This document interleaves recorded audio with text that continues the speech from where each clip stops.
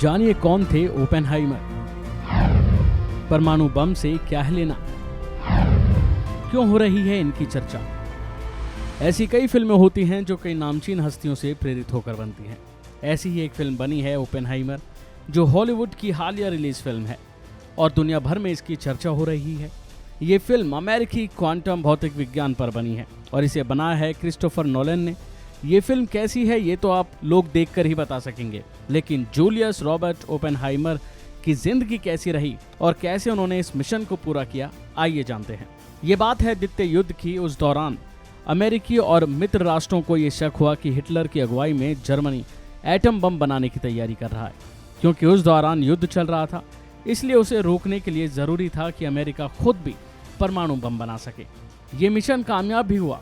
इसके बाद जापान पर परमाणु बम गिराने के बाद द्वितीय विश्व युद्ध मानो थमसा गया। अब ओपेनहाइमर पर उन्हीं के नाम पर एक फिल्म बनी है जो सुर्खियों में है।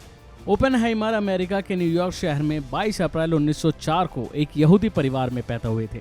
उनके पिता जूलियस सिल्कमैन ओपेनहाइमर एक सफल कपड़े आयातक थे और उनकी मां एक पेंटर थी।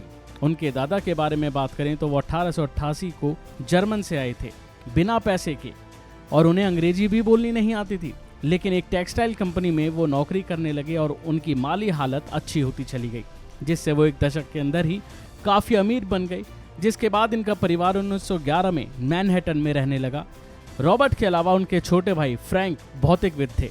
ओपेनहाइमर की पढ़ाई के बारे में बताएं तो उन्होंने हार्वर्ड यूनिवर्सिटी से केमिस्ट्री पढ़ने के बाद कैम्ब्रिज यूनिवर्सिटी और जर्मन की गोटिंगन यूनिवर्सिटी में सैद्धांतिक भौतिक की पढ़ाई की और बस 23 साल की उम्र में ही डॉक्टरेट की उपाधि इन्हें मिल गई। इसके बाद वह भौतिकी पढ़ाई के लिए अमेरिका भी गए। बताया जाता है कि सन 1941 में ओपेनहाइमर को एक बहुत ही ज़्यादा सीक्रेट तरीके से मैनहट्टन प्रोजेक्ट में काम करने को कहा गया। इसका मकसद एक परमाणु बम बनाना था। अगले ही साल जनरल लेल्सी ग्रूव्स जूनियर, जो इस प्रोजेक्ट के डायरेक्टर थे, ओपेनहाइमर को परियोजना में शामिल किया और 1943 में न्यू मैक्सिको स्थित लॉस आलमोस स्कूल को प्रयोगशाला के तौर पर चुने जाने के बाद उन्हें प्रयोगशाला का प्रमुख भी बना दिया गया। 16 जुलाई 1945 को परमाणु परीक्षण किया गया। इस परीक्षण के आधार पर एक महीने के अंदर ही जापान के 2 शहर हिरोशिमा और नागासाकी पर गिराए जाने वाले बमों को बनाया गया था। इन बमों को लिटिल बॉय और फैट बॉय नाम भी दिया गया।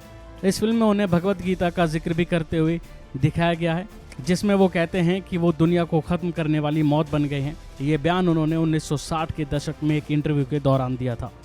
ओपेनहाइमर ने 1930 के दशक के शुरू में ही संस्कृत सीख ली थी। उन्होंने गीता के अलावा कालिदास रचित मेघदूत तक पढ़ी थी।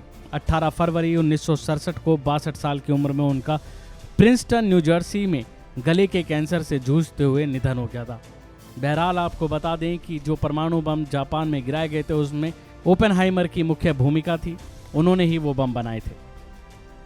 अभी के लिए फिलहाल इतना ही। बने रहिए वन इंडिया के साथ।